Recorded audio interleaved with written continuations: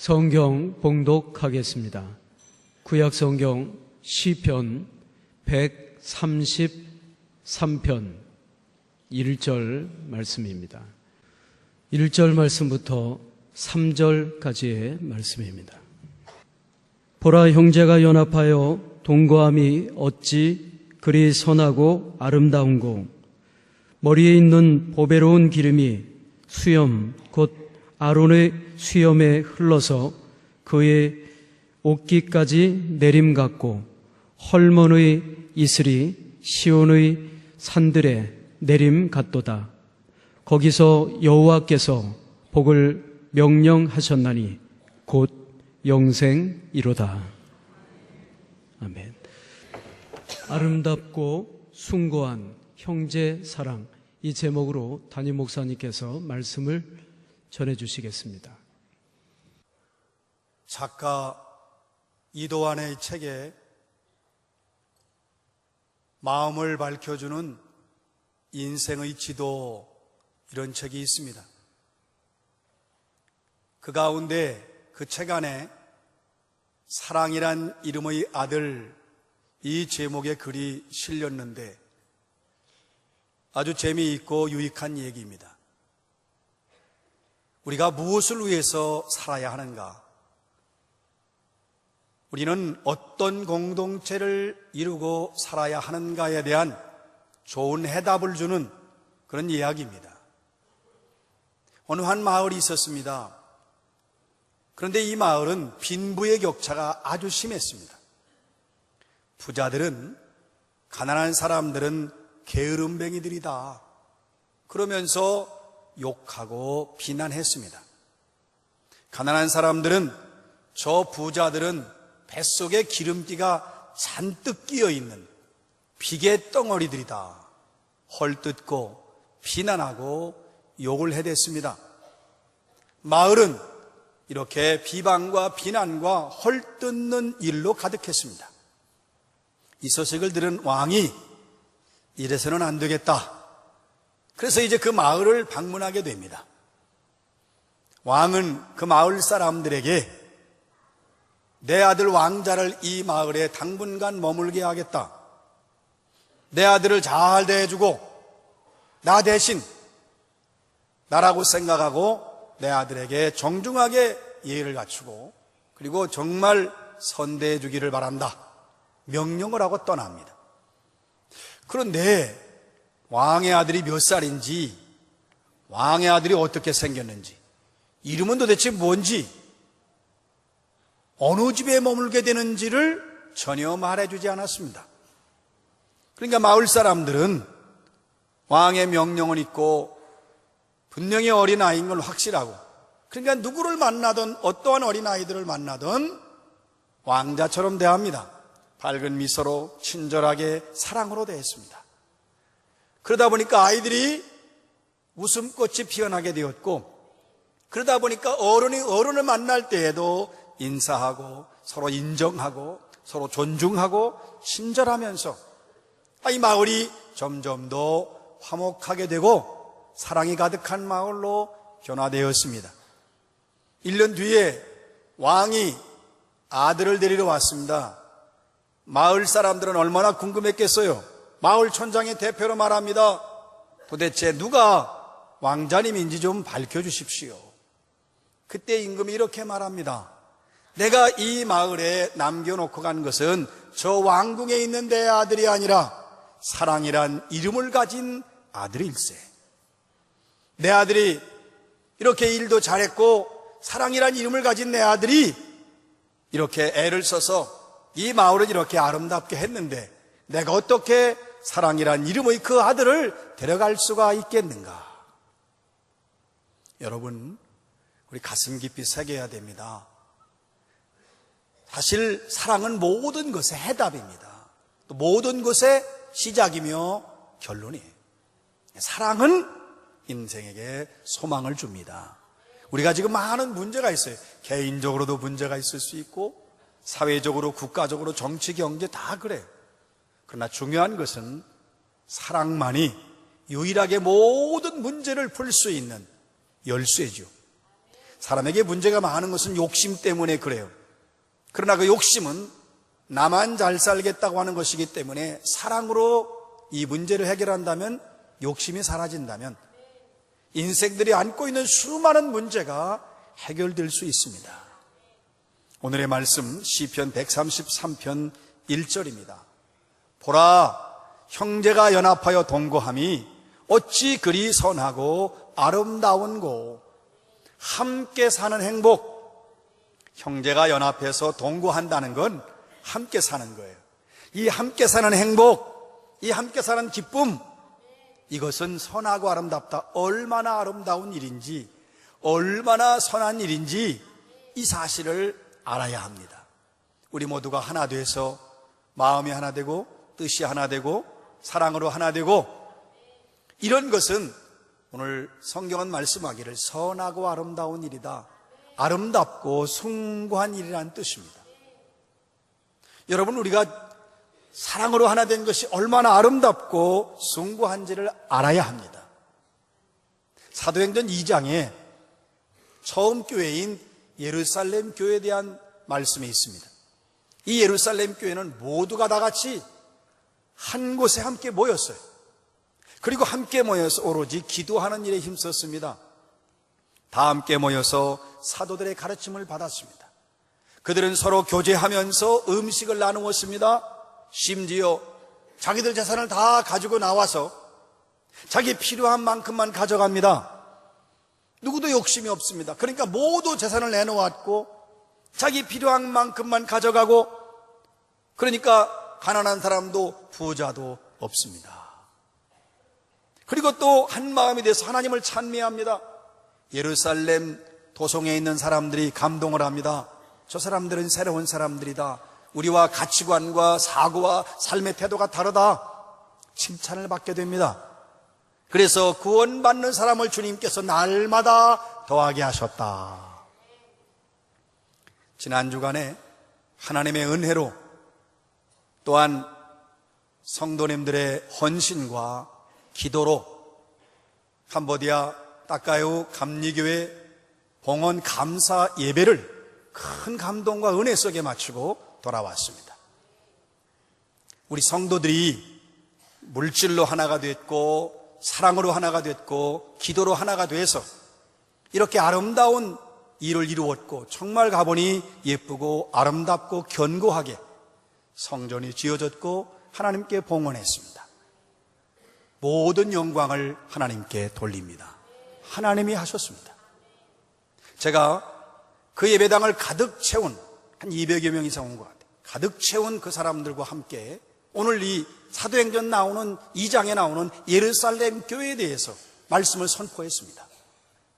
왜냐하면 따까야후에 처음 세워지는 교회입니다. 그 넓은 땅에 처음 세워지는 교회. 그러니까 이 교회는 처음 교회인 예루살렘 교회처럼 사랑으로 하나가 돼서 서로 사랑하고, 그리고 또 세상을 섬기고 따까야후 지역의 사람들을 섬기면서, 그래서 많은 따까야후 지역의 사람들에게 인정과 사랑과 칭찬을 받고, 이 따까야후 교회를 통해서 수많은 영혼들이 구원받아야 된다고 선포하고 또 그렇게 기도했습니다. 이번 봉헌 감사 예배에 참여하면서 감동받은 일이 참 많지만 그 가운데 하나, 그날은 평일이었습니다. 우리 숙소에서 아침 9시에 봉헌 감사 예배 드리기 위해서 8시쯤 출발했는데 많은 아이들이 학교를 향해서 교복을 입고 가고 있었습니다. 그것은 초등학교 아이들도 있고 중고등부 학생도 있고 청년들도 있습니다. 그런데 봉헌 예배를 드리기 위해서 교회로 갔더니, 아니 교회 안에 교복을 입은 아이들, 어린 아이들, 청년들이 많은 거예요. 아니 학교를 가지 않는가? 그래서 선교사님께 여쭤봤더니 지금 이 아이들이 봉헌 예배에 참여하기 위해서 학교에다도 허락을 받아야 되고 부모의 동의가 반드시 있어야 한답니다. 학교를 가지 않으려면. 그래서 부모의 동의를 받고 학교의 허락을 받고 이 예배에 참여하기 위해서 어린아이들, 꼬마들, 중고등부 학생들, 청년들이 많이 왔어요. 제가 그 순간 무슨 생각을 했냐면, 우리가 교회에서 부흥해야 한다고 우리 학생들 학교 가지 말고 잠시 교회에 오라고 하면 아이들의 반응은 어땠을까? 더구나 어른들은 어떤 반응이 이었을까 하는 생각을 해봤습니다. 아무튼 그 아이들은 봉헌 예배에 참여하기 위해서 부모를 설득해야 하고 허락을 받고 학교의 허락까지 받은 뒤에 오전에는 봉헌 감사 예배 드리고 찬양도 하고 무용도 하고 또 열심히 예배 드리고 오후에 이제 학교에 가서 공부한다고 했습니다. 다시 한번 이 귀한 건축을 하고 또 세워지기까지 수고한 분들이 많습니다.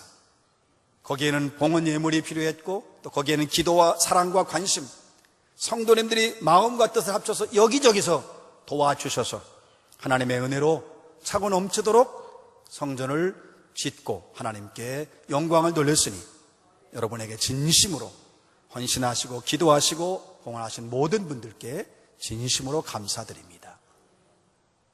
여러분, 지금은 개인이 존중되는 시대입니다. 그러다 보니까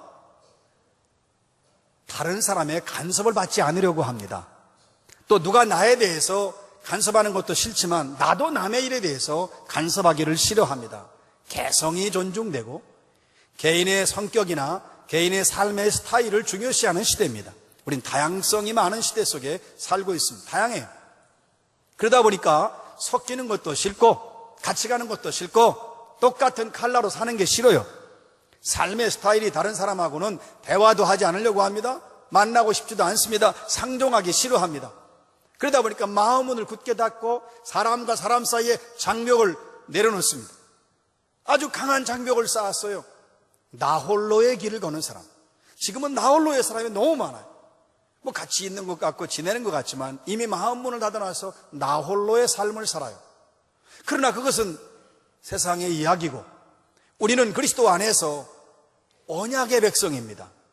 우리는 그리스도 안에서 하나 된 형제요 자매입니다. 우리는 그리스도 안에서 믿음으로 하나로 묶여진 공동체입니다. 우리 모두는 천국까지 함께 가는 영적인 신앙적인 운명 공동체입니다.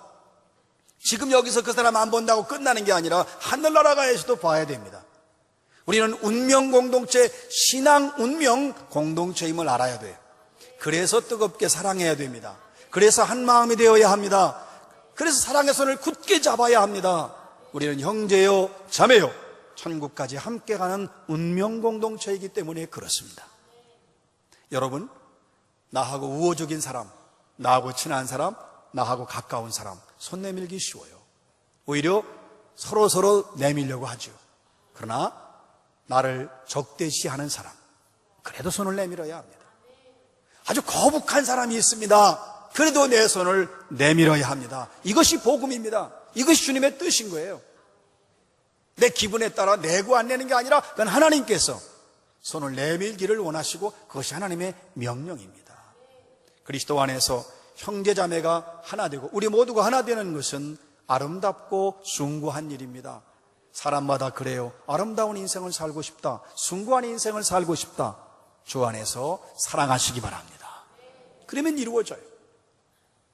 아시시의 성자로 불리는 프랜시스가 예수를 영접하고 예수 믿기 시작한 지 얼마 안 돼서 어느 날 길을 가다가 우연히 나병 환자를 만납니다.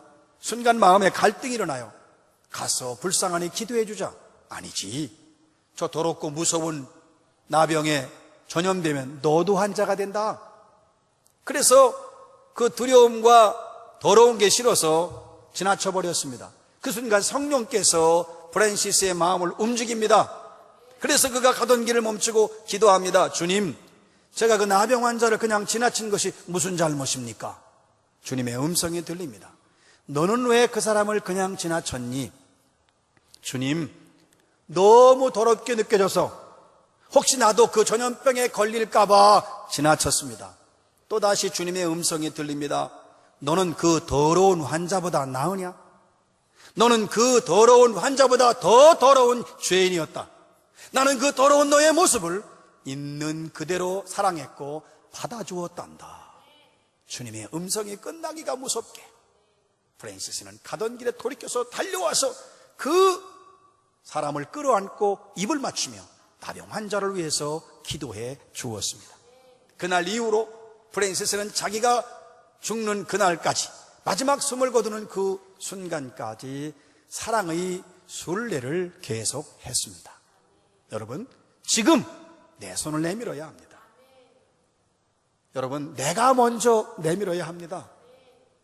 예수님께서 나를 받아주실 때에, 주님이 날 볼 때 나는 정말 주님 앞에서 나는 역겨울 정도로 나는 부정한 사람이었습니다. 그런데도 주님은 조건 없이 있는 모습 그대로 나를 받아주셨다면 우리 역시 누구든지 모두를 아무런 조건 없이 있는 모습 그대로 용납하고 사랑하고 받아들여야 합니다. 우리가 하나 되는 것은 하나님의 뜻입니다. 저 사람과 나, 아내와 남편, 부모와 자녀, 시어머니와 며느리, 저 형님과 동생, 우리 교우들 하나 되는 것이 하나님의 뜻입니다. 여러분, 화해하는 것, 원수처럼 여기던 사람이 화해하는 것은 주님을 가장 기쁘시게 합니다. 우리가 이 땅에서 화목하게 지내는 것, 그것이 예수 그리스도의 기도의 제목이에요. 요한복음 17장에 보면 주님께서는 제자와 그 위에 일어날 많은 그리스도인들이 하나 되기 위해서 기도하셨습니다. 우리가 화목하게 지내는 것이 주님의 기도인 것을 명심하시기 바랍니다. 오늘의 말씀 시편 133편 2절입니다. 머리에 있는 보배로운 기름이 수염 곧 아론의 수염에서 흘러서 그의 옷깃까지 내림같다. 여러분, 성직의 임명식, 그 제사장의 머리에 기름을 붓습니다. 그러면 기름이 쭉 흘러서 수염을 타고 흘러, 그리고 옷을 타고 흘러서 옷깃까지, 옷 아래까지 쭉 내려갑니다. 아론은 제사장을 대표하는 인물입니다. 그런데 그 기름은 아주 비싸고 정말 귀한 걸 씁니다. 기름은 비싸요. 기름은 정말 귀합니다. 또 이 기름은 아름다운 향기를 냅니다. 이 기름은 상처가 있을 때 치유하는 효력이 있습니다. 이 기름은 사람을 성별할 때 쓰는 거예요. 그러면 형제가 연합하여 동거하긴 것이 선하고 아름다운 것을 뭐에 비유했느냐? 제사장의 머리에 기름을 붓고 그 기름이 흘러내림 같다 그랬어요. 머리끝부터 발끝까지 온몸에 기름으로 적시는 겁니다. 여러분 보십시오. 우리가 형제를 사랑하고 우리가 더 화목하게 사랑으로 지낸다고 하는 것은 그렇게 귀한 거예요. 그렇게 아름다운 거예요. 사랑하고 화목하는 것에는 향기가 나는 거지요. 반대로 말하면 싸우는 것에는 악취가 날 수밖에 없는 것입니다. 그리고 한 마음, 한 뜻, 한 몸 공동체일 뿐만 아니라 보세요. 온 몸으로 흘러내리잖아요. 기름이 온 몸까지. 그러니까 수염에도, 얼굴에도, 어깨에도, 손끝까지. 여러분, 정말로 한 몸 공동체라는 거예요. 한 마음 공동체라는 뜻입니다. 그런데 성별할 때 기름을 부으니 우리 공동체는 성별된 공동체, 거룩한 공동체, 속회, 선교회, 각 부서, 또 우리 교회에 있는 모든 섬기는 조직들, 공동체들, 우리 모든 성도들이 다 거룩한 공동체, 성별된 공동체라는 뜻입니다. 그래서 기름 부음을 상징으로 설명한 것입니다. 보세요. 세상에 모임 많아요. 친구 모임도 있고 또는 뭐 경제적인 관계로 엮어진 것도 있고 뭐 고향 친구 많잖아요. 그러나 그거와 우리가 성별된 이유는 우리는 우리의 그리스도 안에서 있는 것입니다. 우리의 공동체 안에, 우리의 모임 안에 주님이 계십니다. 성령께서 임재하십니다. 하나님이 함께 하십니다. 그런 의미에서 성별된 거룩한 공동체라는 것입니다. 우리 한번 생각해 보세요. 우리가 깨달아야 되는 것은 대제사장이신 예수 그리스도께서 우리 부천제일 교회, 부천제일 공동체의 머리가 되십니다. 그래서 머리가 되신 주님을 모시고 기름같이 사랑으로 하나 되고 서로 우애하고 서로 믿음의 손을 잡고 그래서 계속 사랑을 나누어야 합니다. 이것이 바로 우리가 오늘 가지고 있는 우리의 사명임을 명심하시기 바랍니다. 오늘의 말씀 시편 133편 3절입니다. 헐몬의 이슬이 시온의 산들에 내림같도다. 거기서 여호와께서 복을 명하셨나니 곧 영생이로다. 헐몬의 이슬, 헐몬 헤르몬산입니다. 해발 2770m가 되는 높은 산입니다. 바로 이 산에서 시작을 해서 요단강에 흐르는 것입니다. 요단강의 근원이 됩니다. 또 이 산은 이슬이 많은 산으로 유명합니다. 그래서 헐몬의 이슬, 그 말은 많은 양의 이슬이라는 뜻도 있습니다. 자, 그런데 여러분 보세요. 이슬은요, 미미한 존재처럼 보이지만 그 이슬은 부드럽게 땅속으로 스며들어서 그 이슬은 생명을 풍요롭게 만듭니다. 놀라운 일입니다. 여러분, 형제가 화목하고 서로 사랑하고 우리 모두가 집사님, 권사님, 장로님, 목사, 전도사 다 같이 이 사랑하는 일은 어떤 영향력을 미치느냐?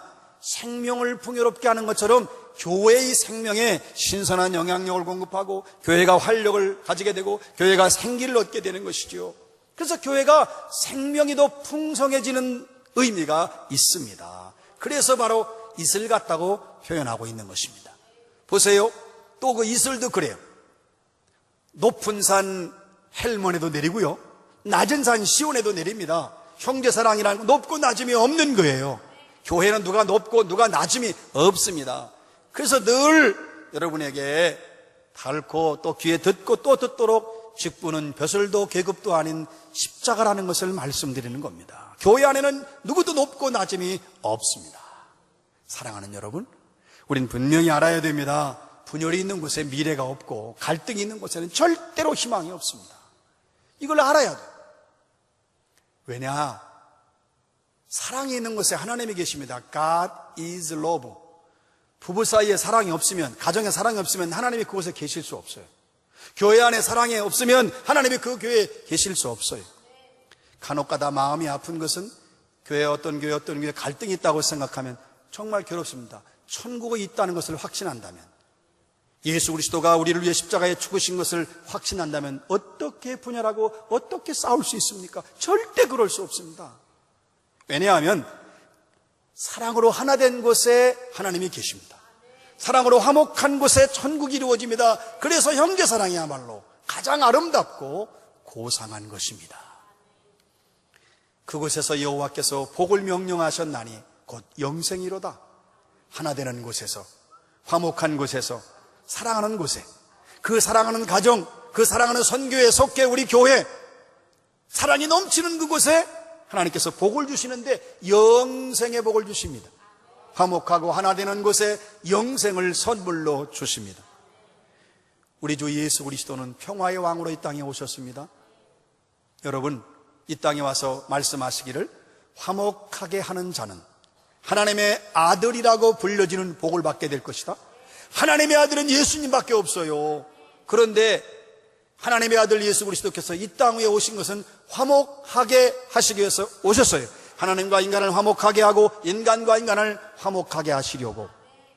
그러니까 내가 다른 사람과 화목하든지, 내가 불화한 두 사람을 화목하게 만들든지, 평화를 만드는 사람, 평화롭게 사는 사람은 하나님의 아들 예수 그리스도께서 하신 거룩한 일을 한 것과 똑같은 사람으로 인정을 받게 되는 것입니다. 놀라운 일입니다. 예수님 마침내 십자가 위에서 화목제물이 되신 거예요.